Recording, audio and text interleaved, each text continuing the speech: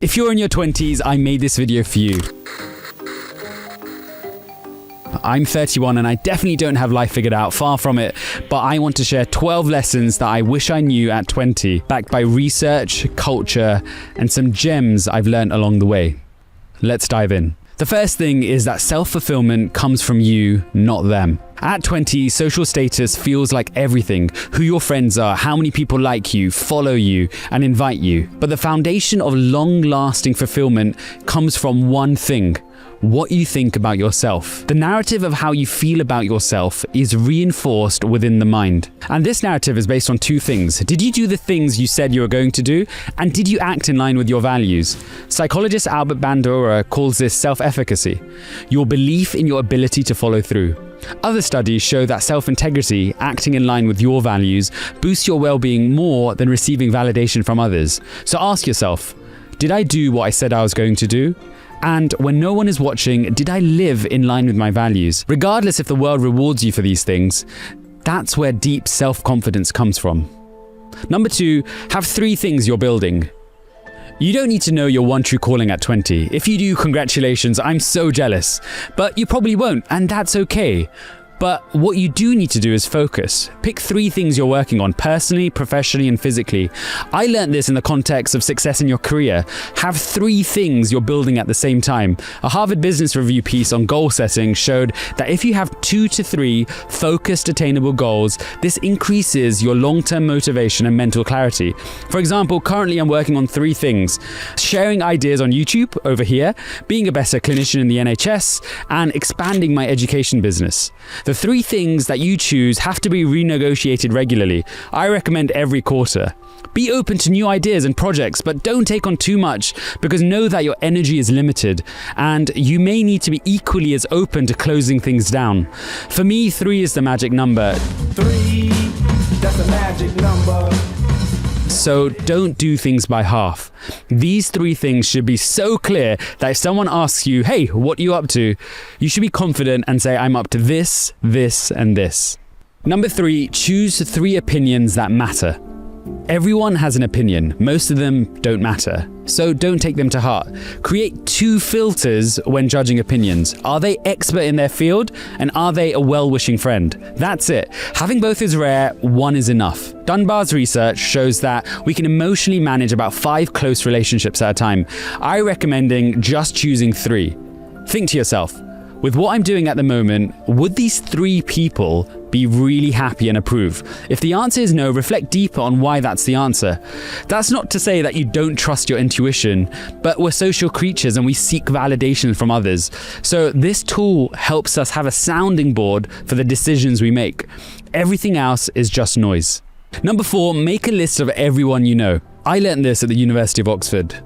As you get older, just because of how modern lives are designed, our friendships and family groups begin to drift. It's not school or university anymore, so since you no longer see your friends daily, which is really sad, you need to invest actively in the relationships you want to.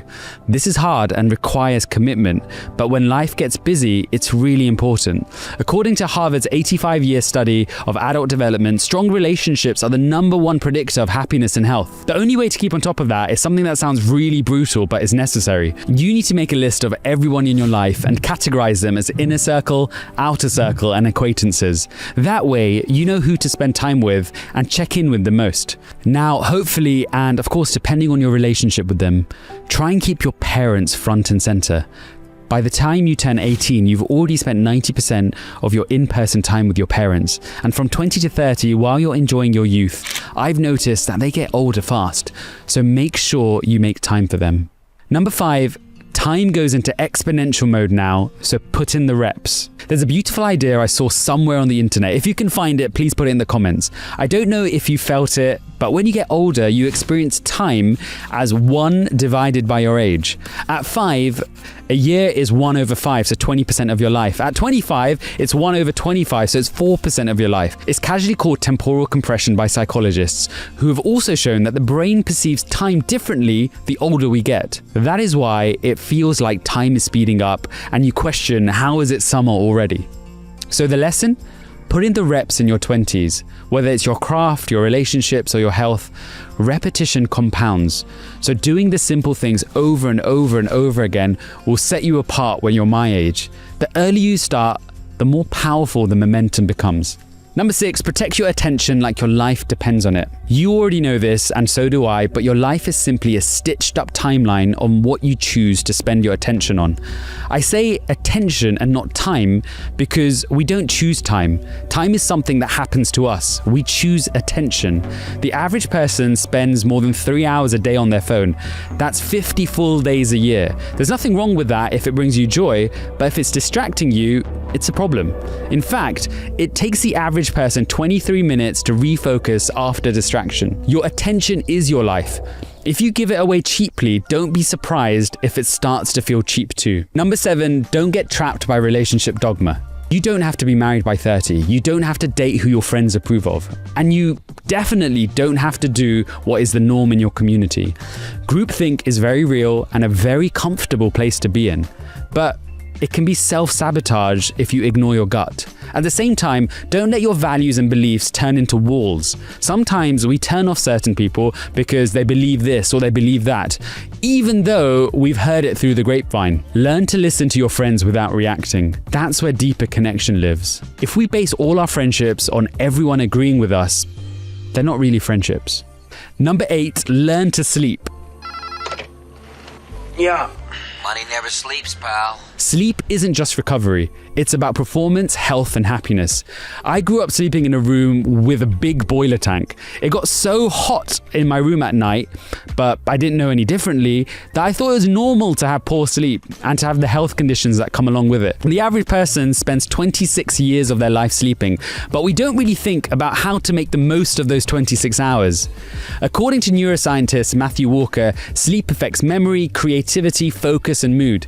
If we sleep less than 6 hours, it increases our risk of heart disease and cancer.